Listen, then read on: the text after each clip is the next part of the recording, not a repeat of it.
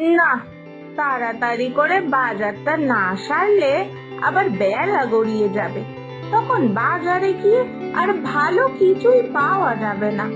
তার উপরে যা গরম পড়েছে, বাবারে বাবা! একটু বেলা হলে গায়ে একেবারে ফোসকা পড়ার মতো অবস্থা হয়ে যাচ্ছে এই রোদে। না না, তাড়াতাড়ি বেরিয়ে পড়ি, আর বৌমাকেও বলে যাই বাকি কাজগুলো সেরে রাখতে।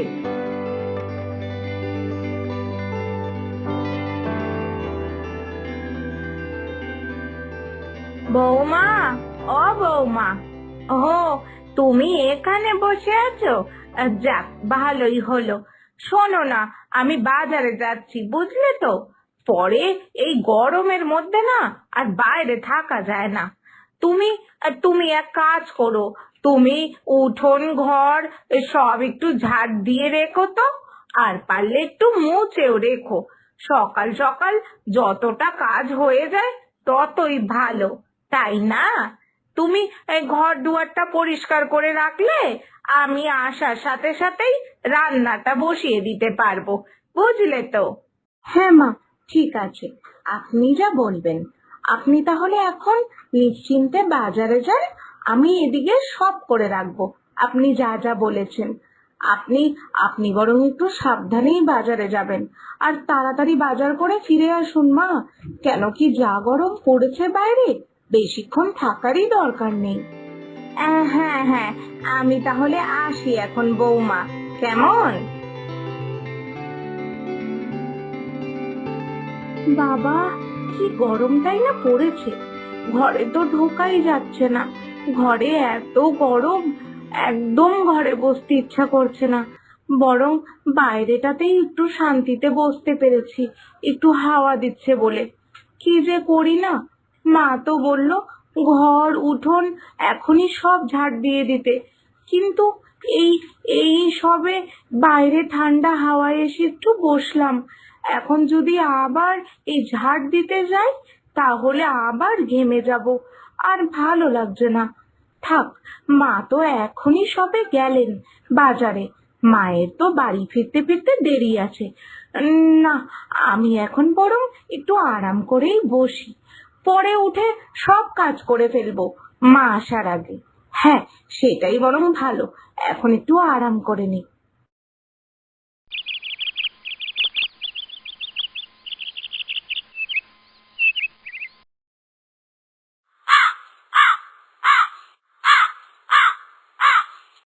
সেই কখন বাজারে এসেছিলাম, তাও এত দেরি হয়ে গেল।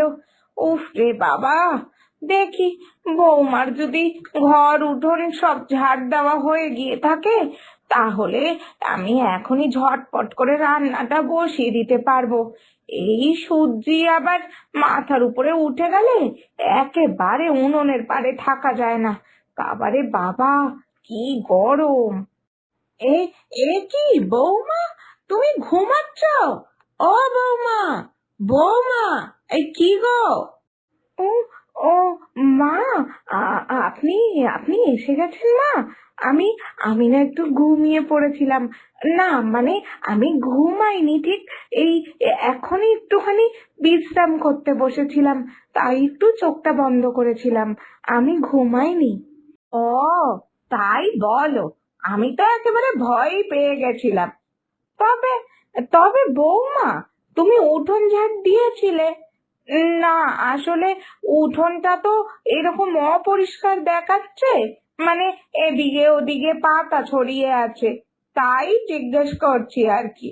হ্যাঁ মা, হ্যাঁ, আমি তো সব পরিষ্কার করে ফেলেছি। এই এই পাতাগুলো তো আবার এই হাওয়ায় নোংরা হলো মনে হচ্ছে। এই হয়েছে যত জ্বালাতন! ঘর উঠোন সব পরিষ্কার করতে না করতে আবার নোংরা হয়ে যায়, এই হাওয়ার জন্য এই সব হচ্ছে। আর ভালো লাগে না এই সব জ্বালাতন। ও, আচ্ছা আচ্ছা।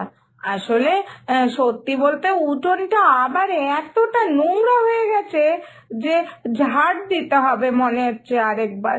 ঠিক আছে, একবার যখন ঝাড় দিয়েছো, বাকিটা আবার না হয় পরে দেখা যাবে।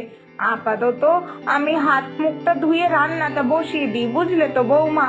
আর তুমিও রান্নাঘরে চলে আসো, কেমন? আমার হাতে হাতে একটু সাহায্য করে দেবে।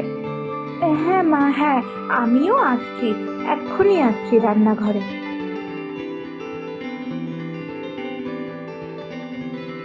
বাপরে বাপ, কি বাঁচাতে বেঁচে গেছি! ইস, কখন যে আমার চোখটা লেগে গেল আর ঘুমিয়ে পড়লাম। কোনো কাজ করে রাখিনি, মা যা বলেছিল কিচ্ছু করতে পারিনি। মাকে তো কোনো মতো মিথ্যা কথা বলে চালালাম, না হলে কি বাজে ব্যাপার যে হতো। ইস, না না, বৌমা তো মনে হচ্ছে মিথ্যা কথা বললো আমাকে। বৌমা তো ঘর পরিষ্কারই করেনি, উঠোনটা না হয় আবার হাওয়া দিয়ে পাতা সব ছড়িয়ে গেছে। তাই বলে ঘর আমি যেই অবস্থায় ফেলে গেছিলাম ঘরটা সেই অবস্থাতেই পড়ে রয়েছে, এটা তো অসম্ভব। না, বৌমা তো মিথ্যা কথাই বললো, কিন্তু কেন বললো এটা তো বুঝতে পারলাম না। বৌমা এই দুটো কাজ তো করে ফেলতে পারতো। আচ্ছা থাক, এখন আমি বরং আগে ঘরটা ঝাড় দিয়ে রান্নাটা বসাই, বৌমার ব্যাপারটা পরে দেখা যাবে খন।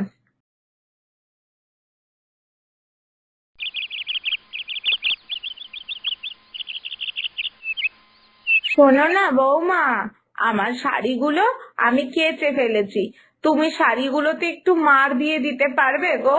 আসলে আমার শরীরটা খুব খারাপ লাগছে হঠাৎ করে, মনে হচ্ছে ওই গরমে, মানে ওই কলপারে এতক্ষণ ধরে কাপড় কাচ্ছিলাম বলে এই রোদ লেগে গেছে, শরীরটা হঠাৎ করে কাঁপছে, মাথা ঘোরাচ্ছে, আমি একদম পারছি না।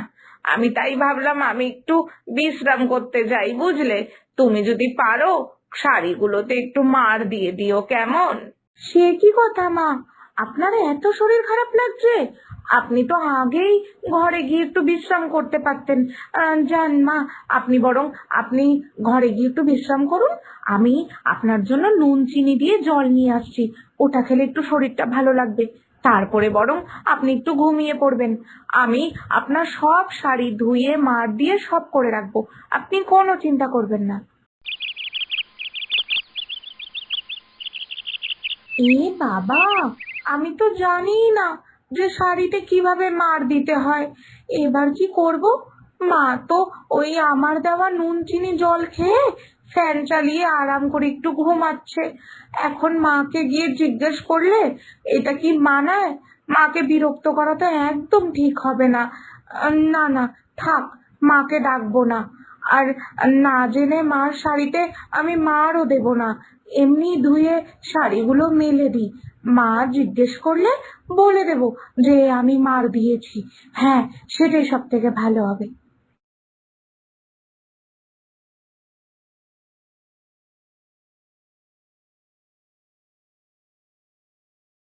এই কি হলো বৌমা, তুমি শাড়িগুলোতে ঠিক করে মার দাওনি? না মানে শাড়িগুলো তো মনে হচ্ছে না যে মার দেওয়া হয়েছে। না মা, মানে না মানে আমি দিয়েছিলাম তো। হ্যাঁ, আমি তো শাড়িগুলোতে মার দিয়েছিলাম মা। না, বৌমা তো এটা কিছুতেই সত্যি কথা বলছে না, এই শাড়িগুলোতে কোনো মতেই মার দেওয়া নেই। তবে বৌমা কেন মাঝে মাঝে এত মিথ্যা কথা বলছে বুঝতেই পারছি না। আজ আজ কথা বাড়িয়ে আর লাভ নেই। এইবার মানে এর পরের বার যদি বৌমা আবার মিথ্যা কথা বলে তখন বৌমার সাথে এই বিষয়টা নিয়ে কথা বলতে হবে। এমনি তো মেয়েটা সব কথাই শোনে, কিন্তু মাঝে মাঝে এরকম মিথ্যা কথা কেন বলছে আমি তো কিছুতেই বুঝতে পারছি না।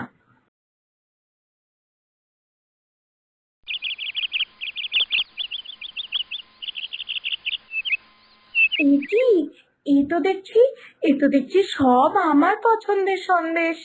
আহা, দেখেই লোভ লেগে যাচ্ছে। এখন এখন একটা অন্তত খেয়ে নি, না হলে মনে হচ্ছে আর লোভ সামলাতে পারবো না। হ্যাঁ, একটা সন্দেশ তো আগে খাই।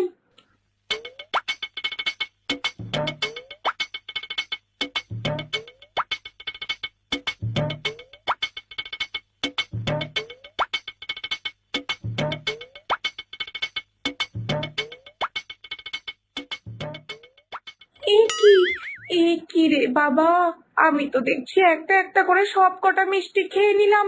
এইবার কি হবে? আমি তো এটাও জানি না যে এই মিষ্টিটা কে এনেছিল, কার জন্য এনেছিল, কিচ্ছু জানি না। লোভে পড়ে একটা একটা করে সব মিষ্টি খেয়ে ফেললাম। কি সর্বনাশ! এ কি বৌমা, তুমি সব মিষ্টি খেয়ে নিলে? তোমার এই মিষ্টিটা এত পছন্দের, কোথায় আগে বলনি তো? না, না না মা, আমি মিষ্টি খাইনি তো। আমি তো দেখছিলাম, হ্যাঁ মানে এটাই দেখছিলাম যে এখানে মিষ্টি থাকার কথা ছিল, মিষ্টিগুলো কি করে শেষ হয়ে গেল। বৌমা, আমি কিন্তু নিজের চোখে দেখেছি যে তুমি মিষ্টিগুলো সব খেলে। তুমি খেয়েছো তো বলো যে হ্যাঁ মিষ্টিগুলো আমি খেয়েছি। এ মিথ্যা কথা বলার কি দরকার আছে বলো তো? বৌমা, তোমাকে আমি এর আগেও অনেকবার দেখেছি মিথ্যা কথা বলতে, সে ঝাড় দেওয়া নিয়ে হোক বা শাড়িতে মার দেওয়া নিয়ে। কিন্তু কেন বলো তো বৌমা, কেন তোমাকে মিথ্যা কথা বলতে হচ্ছে? আর একটা মিথ্যা কথা ঢাকা দিতে গিয়ে পর পর আরো অনেক মিথ্যা কথা বলতে হচ্ছে। কেন করছো এরকম তুমি? কি কি বলি মা, আসলে মা আমি অনেক ভুল কাজ করে ফেলছি, তাই আপনি যদি আমাকে বকেন আমার খুব ভয় লাগে। তাই তো বকা খাওয়ার থেকে বাঁচার জন্য আমি একটু মিথ্যে বলে ফেলি। এই এই যেমন এখন মিষ্টিগুলো আমি খেয়েছি, লোভে পড়ে সব কটা মিষ্টি খেয়ে ফেলেছি, কিন্তু আমি তো এটাও জানি না যে এগুলো কার ছিল। তাই জন্য আপনি যদি বকেন, তাই ওরকম মিথ্যা কথা একটু বলে ফেলেছি। না বৌমা, এটা কখনো করবে না। তুমি যদি ভুল করে কোনো ভুল করেই ফেলো, তাহলে সেই কাজটাও আবার শুধরে ফেলা যাবে, তাতেও অন্যায় কিছু না। কিন্তু তুমি যদি জেনে বুঝে মিথ্যা কথা বলো, এটা তো অন্যায় বাপু। তাই যা হবে আমাকে সত্যিটা বলবে, আমি রাগ করব না। কিন্তু মিথ্যা কথা যেন আর তোমাকে বলতে না দেখি। যেমন তুমি মিষ্টি কটা খেয়েছো, আমার তো ভালোই লাগলো। আমি তো ভাবতেই পারিনি তোমার এই মিষ্টি পছন্দের, কিন্তু তাই বলে তুমি মিথ্যা কথা বলবে, এটা তো একদম আমার ভালো লাগলো না। হ্যাঁ মা, হ্যাঁ ঠিক আছে, আমি আর মিথ্যা কথা বলবো না। যদি কিছু ভুল করেই ফেলি তাহলে আমি সত্যিটাই এসে আপনাকে জানাবো। এটাও তো সত্যি কথা যে একটা মিথ্যা কথা বলতে গেলে অনেক আরো মিথ্যা কথা বলতে হয়। আর আমি একদম মিথ্যা কথা বলতে চাই না মা, বিশ্বাস করুন। না না, আমি আর মিথ্যা কথা বলবো না, একদম মিথ্যা কথা বলবো না।